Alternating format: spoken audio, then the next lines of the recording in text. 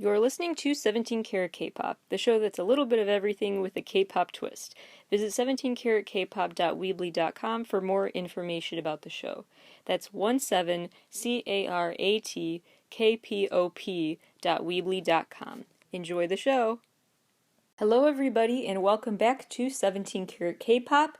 Today on the show, we're going to talk about my favorite albums of 2020. My favorite Western albums deserve some love too, so I will talk about them, my favorite albums in English, as well as elaborate on my picks for the top 20 K-pop albums of the year and a bunch of honorable mentions.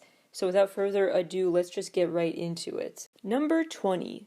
A tie between Twice's More and More and Eyes Wide Open albums. It was a very cool partner set of albums that was a new thing from Twice. Not just did they explore a lot of new mature content on the album itself and through the music videos, but also just a new fresh concept for them because Twice is known for their big hits. Every single of theirs sounds like a one-hit wonder type of hit, meaning that it would be the song they would be known for, but then every song becomes that catchy. And so they're known for their singles, but for them to create full bodies of work this year that went along with each other storyline-wise was a new cool twist from them in their catalog, so it felt like a cool defining year for Twice where they really tried to redefine themselves in a way that was still catchy and signature Twice.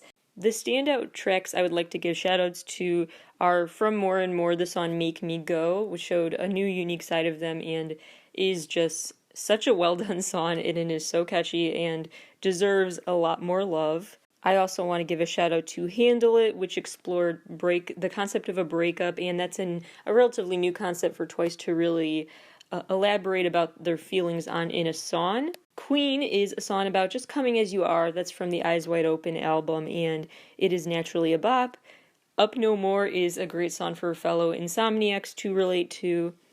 And Say Something is a song that Mina said we should think about when visualizing a romantic city. That's kind of the vibe they were going for, so judge for yourself by listening to that song, but I love when a certain mood is supposed to be set by a song, and that just shows the power of music. Number 19, Hwasa with Maria. She did not lose her trademark confidence and bold stage presence in the videos for that and in her performances of the single Maria, but at the same time she did show a softer, more sensitive side of herself, which I really liked, especially because this was her big first solo EP.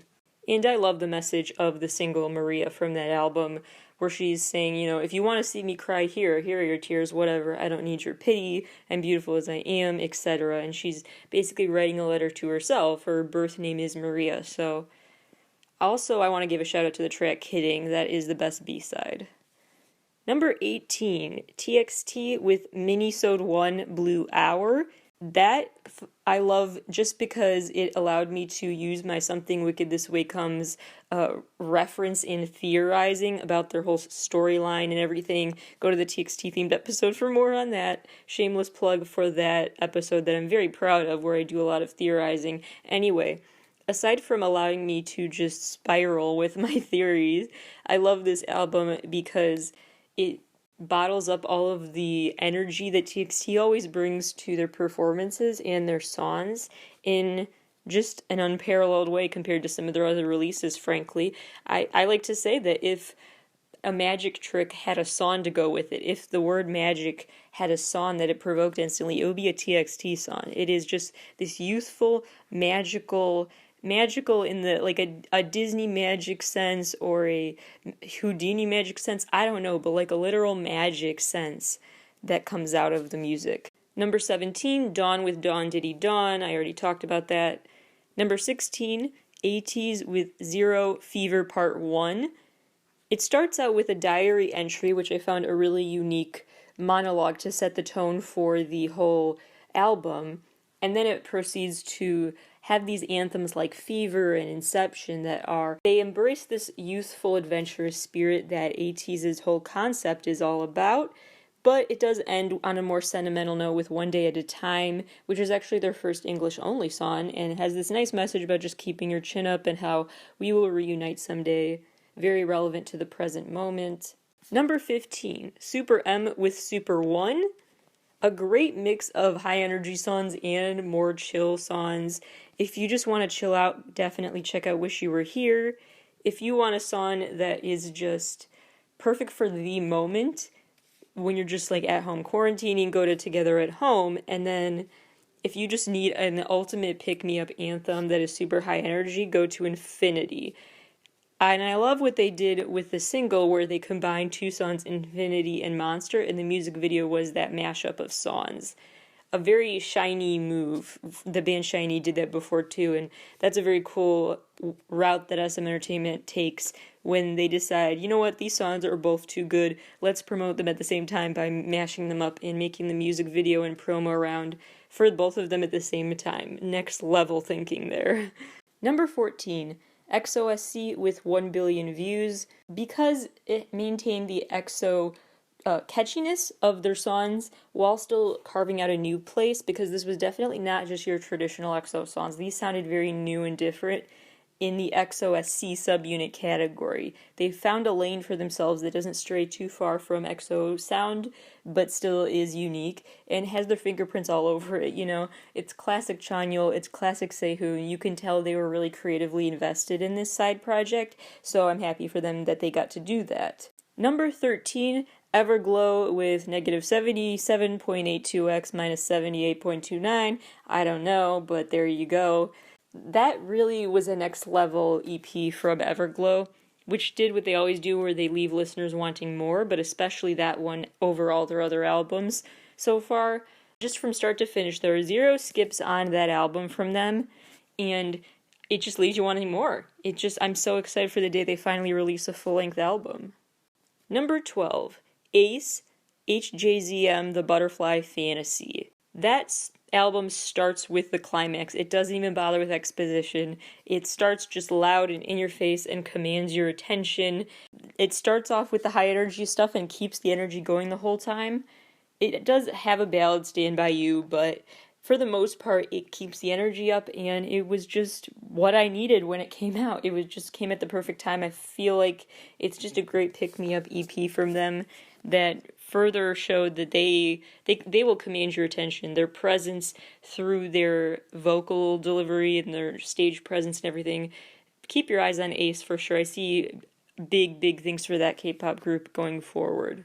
Number 11, Woods with Equal. As a soloist, that was his first big solo project, first big solo EP, and for that it was already quite impressive how much he's created this unique sound for himself, which has this cool mix of playfulness and goofiness running through it, while also conveying raw emotion in a very unique blend. So songs like Accident and Noid, those are so catchy and just fun and snarky, but at the same time, they are deep and emotional on other levels too.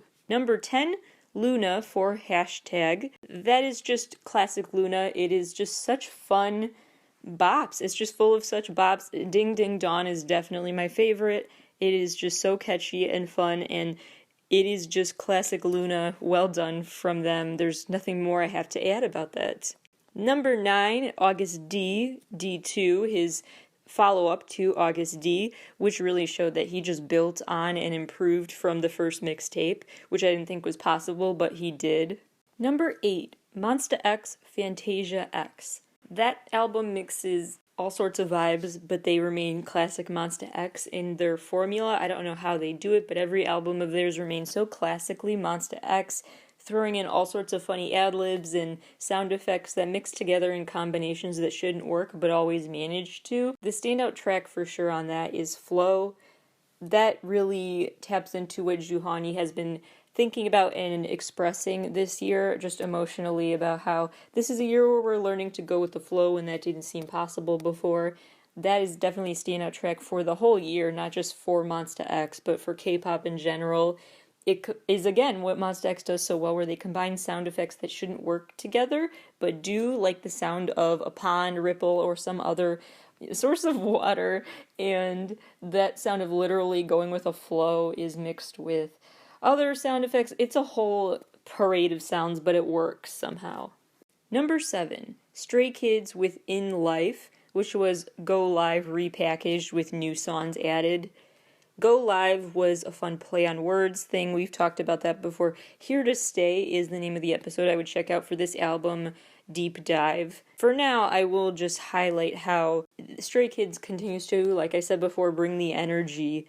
And at the same time, though, they do tackle more serious subject matter, dealing with a lot of angst and anger and other intense emotions, but at the end of the day, it's just overall listening to Stray Kids is like a therapeutic outlet because they let it all out for you. Perfect music for playing when you're punching a punching bag or when you're just crying or whatever. But it's a great excuse for venting. They give a musical soundtrack to your emotional relief. It's like an outlet in a way. I also really had a lot of theories that came out of the music videos that came with this era, and I always appreciate getting to theorize over content that definitely raises my review of an artist's work if they give me something to theorize over with multiple meanings in their videos. Number 6. Taemin, Never Gonna Dance Again. Both acts 1 and 2 I said tied. Taemin once described his music as providing a unique sense of catharsis, and I still think that's the perfect way to describe his discography. Unique sense of catharsis, because he has such a unique vocal range and such unique power behind the emotion in his voice and his videos. So it shouldn't be a therapeutic source of music, but it somehow is still. It just sonically is just so well made, and there's not much else I could say. It can leave me speechless sometimes. And he's back at it again, this time really embracing this alter ego Taemin that again lets me over-theorize about every detail of the release and the storyline within it. And so this was definitely no exception, and I really enjoyed my deep dive of that. That episode, I believe, is called Taemin's Latest Act, if you want more on that album, and the evil side of Taemin that is a key character now at this point in his storyline. Number 5, Kai with Kai, his first solo EP. Every song flows into the next one so well. They don't sound the same, it's just because somehow it works with his voice and with the overall vibe. It's just a very cohesive project that I appreciate, and it has 0 skips, which makes it even smoother transitioning from song to song. And it helps that he added the visual of the short film that teased each song and gave a preview of each before they were even officially released. Number 4, Juhani with his mixtape Psyche. Layered meanings, especially if you are a Mon Bebe and you've been following his openness and his journey this year, how he's gone on hiatus before because of anxiety, and he's been pretty open about that in ways that some K-pop stars aren't or are encouraged to not open up about. It's viewed as a taboo thing or a weakness, but he doesn't care. And he still manages to still show his confident side on stage, entering beast mode, as he says sometimes. Still okay with being vulnerable in the spotlight too, which I just think that has a positive ripple effect on the industry. Big props to him. I have massive respect for him, and as an artist as well. This whole mixtape shows his confident side and more vulnerable moments. It's just very emotional. He really, the ability to convey such deep, impactful messages, I really respect in an artist, and I talk about that more in my review on the site. Number 3, BTS Map of the Soul 7. A classic mix of BTS sounds and messages because they continue to be so creatively, personally invested in their work, and it always shows. It always meets the moment because it's always honest. It's never just this manufactured thing where they got a bunch of songs from a songwriter somewhere and they decided to sing them and release them. It's always, BTS is very hands-on. They've clearly left their mark on whatever they're releasing into the world, and they release it when they feel like it's time. And so it always feels like it emotionally resonates with the audience because they are in tune with the audience, because they are the audience. They are one of us, and so it's a feedback loop that's really interesting between fans and them. The standout track on that album, I would have to say, is Inner Child, because it's a cool departure from V's solo track on a previous release, Singularity, because that was definitely a neo-soul sound, and it was one speed only, and it was not boring, but it was a lot more predictable. And then this song really builds and feels a lot more anthemic and energetic, which was a cool departure from him that still was classically V. Number 2, a tie between Hangare and Semicolon, both of 17's album releases from the year. I did a whole breakdown about these in an earlier episode as well, so I will just reiterate for now the overall message of both of these releases, which was that these albums are meant to just be fun and meet the moment in that way, and that 17 has talked about in their press rounds for these albums that as they get older as artists, they've reflected more and more on why they're releasing music into the world and what purposes they hope it serves, and that has carried more and more meaning as they've gotten older. They want to just release not just music just because they like it, but for some deeper purpose. And so this year's purpose was to tell us all to take a break, and it's okay not to push yourself too much, which I really appreciate. It's some much needed counter programming for a society that's constantly pushing you to work, do more, and pressure yourself to be even better. And that's good to an extent to motivate yourself, but I appreciate the refreshing reprieve and the message of, hey, calm down, to slow down a little, take a break, which was really added to by the actual album, because with Semicolon and Hengare, they were both released. The physical albums you bought came with something, like a DIY kit of sorts to put together the album book, or a little mini sewing kit to make a little hand-sized rug. Just a little stress-relieving activities. I hope stress balls come with the next release. I hope they keep up that theme of giving you a stress reliever with your album order. Anyway, it's a very cool way to enhance the message of the album and market your album in a unique way too. Number 1 on my list, I'm not going to say now because as of recording time, I have not gotten yet the final piece of the puzzle for my official write-up on my favorite album of the year that will be on the site soon. So maybe by the time this episode drops, that will be on the site, but if it's not revealed yet, I don't want to accidentally reveal it yet here. Not super surprising what got number 1 if you're a long-time listener, but still, I want to kind of try to build some suspense. So you could try to guess what I picked for number 1, but I will not reveal it here because as of recording time, I don't have the final piece of the puzzle yet for my write-up about it. So stay tuned for that. After the break, some albums that deserve honorable mentions. Quick PSA while I have your attention. Please think of those who need love and support the most during this holiday season for their basic needs to be met during this pandemic. Please donate to your local food bank. Please help out however else you can. Provide mutual aid. And there are so many great localized resources, whether you realize it or not. A lot of mutual aid groups have sprung up within the past 9-ish months. And they are always looking for more volunteers. There are a lot of different ways you can help. You don't even have to go out to deliver things directly to people. Maybe you're just packaging things up for them. Maybe you're helping coordinate things via the internet, coordinating requests and distributors and deciding, okay, you are assigned to this person or that person. There are a lot of ways that you can figure out how you can help facilitate those missions and donate time and anything else you can donate. If you can't donate money or resources, time is something that anyone can donate. So just please get involved, especially in your area where you see the communities that are struggling the most. Take some time to figure out which communities would need help the most and go help them this holiday season. Just as I described in the episode where I discussed my honorable mentions for best K-pop music videos of the year, I have to add this disclaimer. Please go easy on me if you don't agree with my choices, because there were literally hundreds and hundreds of K-pop albums that came out this year that were contenders, and I finally narrowed down the list, so it was incredibly hard to do that, and then to rank everything. So I have listened to just hundreds and hundreds of K-pop releases this year, and so to even narrow down the list this much was a big feat. So there was a lot that definitely deserves more of your love and recognition too that won't get discussed, but we only have so much time. So here are my winners, and then I want to have a few side notes about some of them.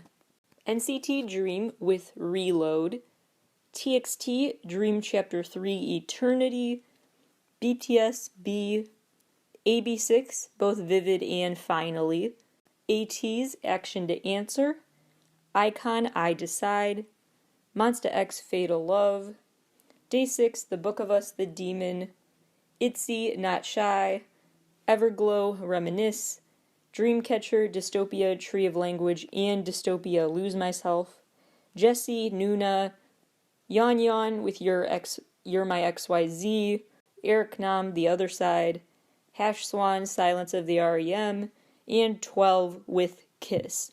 A few notes here. Day 6's The Book of Us, The Demon is a standout for sure, especially because of the song Love Me or Leave Me, and I love the concept that Wonpil discussed in an interview when they were promoting this album, talking about how they wanted this contrast to be of day and night.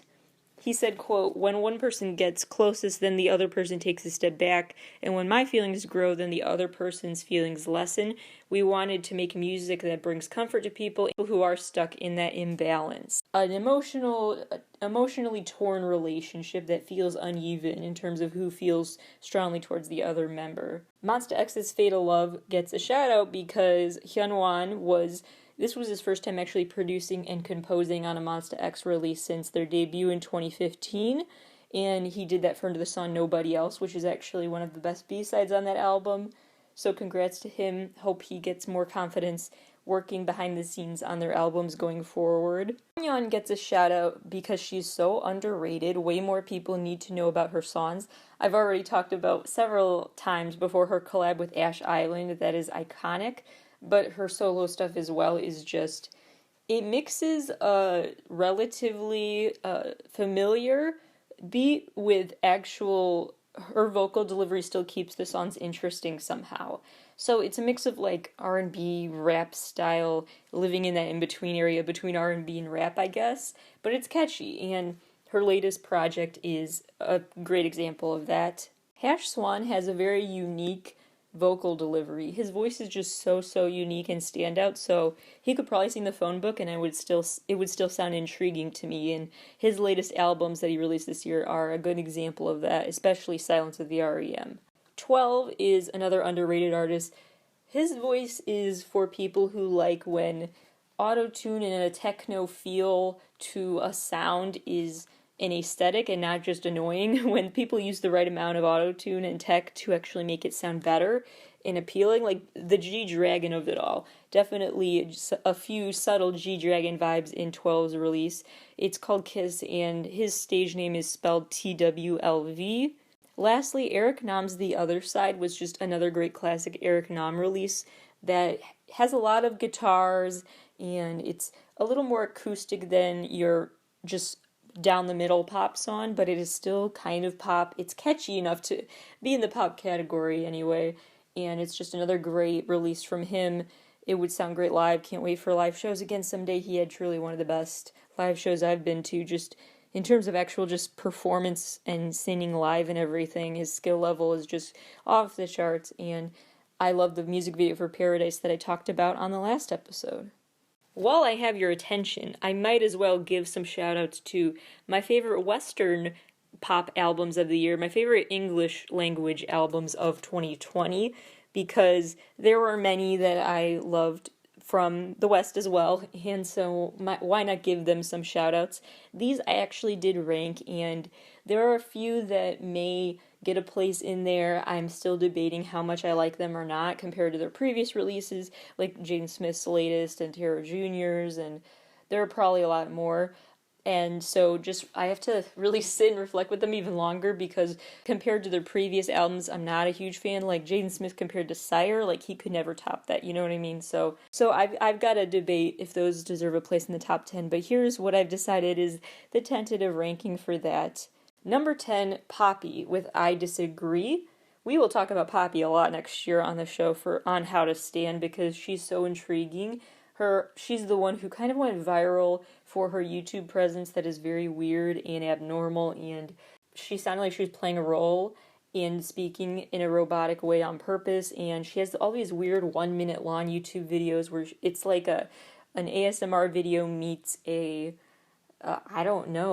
weird drama movie. It's a whole thing. Anyway, so she lives in like a computer world. It's a weird concept, and we will talk about it later, but she's always intrigued me because no one ever knew how much was an act and how much was her. And now she seems to, now that she's under new management, just has kind of ditched that act.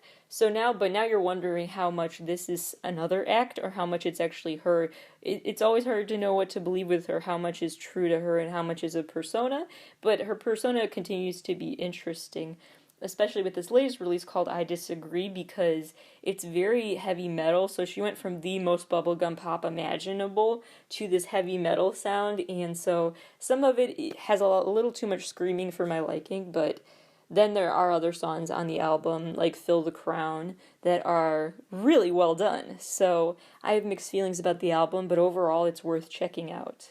Number 9, Eminem with Music to Be Murdered By. He went back to a very old school classic Eminem sound on that album, and it did run a bit long, but at the same time it made for an intriguing horror movie style vibe. So it really sets a mood because it is so long, and it takes time to build, and it's kind of a cinematic project in a way. And yes, I have layers. You may have been surprised to see Eminem on this list, but I actually do love rap, and I've been an Eminem fan for quite a while. I really liked I actually like his projects that a lot of people don't. I'm the unpopular opinion person for his music, like Revival was great, Kamikaze is a great album, I'm just saying. But this latest release from him came out in January or February. It was early this year, and people seem to have stopped talking about it very quickly, which is disappointing because it is really, I think it's great. I don't think he's lost his touch at all. Maybe that's an unpopular opinion, but I think it's worth checking out. The coolest song to me from that is probably No Regrets, with Don Toliver, who has a really unique tone to his voice. Number 8, Ava Max, Heaven and Hell. This is her first official solo debut album, so after what felt like a century of getting singles released from her, but not an album, we finally get the album, so it met expectations for sure, and it is just classic pop, which I love sometimes. No need to be experimental sometimes, good to just appreciate classic pop as well. And I've always loved the song So Am I ever since NCT got on a remix of it. Number 7, Dua Lipa, Future Nostalgia. Yes, I'm going to be super basic here because I know everyone put that on their best albums list this year, but for good reason. It matches the song title so perfectly, Future Nostalgia. It is nostalgic, it has these disco vibes, mixed with modern day pop catchiness, and it's just classic Dua Lipa. What a pop queen. Number 6, Rina Sawayama with Sawayama, especially the deluxe edition that just dropped. Don't forget to check out the bonus tracks on that. XS, the letter X, letter S, that is the best song for sure. And Rina's whole vibe feels a little like Britney Spears' Toxic era music, which I love so much. But it's also very unique to her, so that comparison only goes so far, but that's just to kind of hopefully intrigue you into checking it out, because she's got a really unique thing going for her, and I just really am excited for her future and enjoying her past releases too. I'm just happy to be along for the pop journey of Rina. Number 5, Miley Cyrus, Plastic Hearts. There may be a bit of a recency bias at play, but I do think it is really well done and objectively such a high quality project of hers. One of her best yet, I would argue, throughout her whole career. It has iconic collaborations with Billy Idol and Stevie Nicks, Joan Jett. A lot of famous faces worked on this project. Dua Lipa is on there. It is really just cool. It's just a cool album. It is just so good. Miley, I think, is the best when her unique voice is used for songs that have this rock vibe to them, and so I will say no more and let Miley sing for herself. Number 4, The Weeknd with After Hours, which truly does deserve a Grammy nomination. That is a very interesting cinematic album because it does feel like a project piece that you can just listen to straight through, which I love in an album still. A lot of people listen to singles now because of streaming, but I love the classic album where it's one listen and you listen to the whole thing through, and that's what you have to do with After Hours, because it's hard to pick out a favorite song from it because each song goes into the next so smoothly. It's like one big song, the whole project, which I love.